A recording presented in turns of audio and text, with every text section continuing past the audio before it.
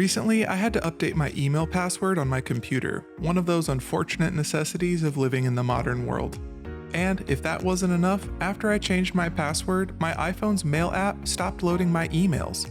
That's because I need to give my iPhone the new email password so it can send and receive those messages. To do that, we can open our mail app and tap on the little message down here to get the pop-up to appear. Then we just tap Settings.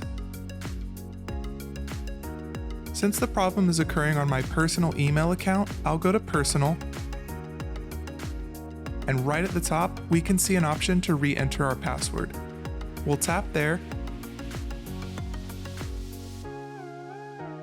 and our iPhone opens the page to confirm our email address and enter the new password.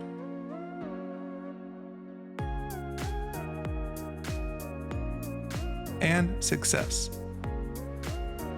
We can now go back to our mail app, see all the messages we've missed, and we're ready to keep conquering the world.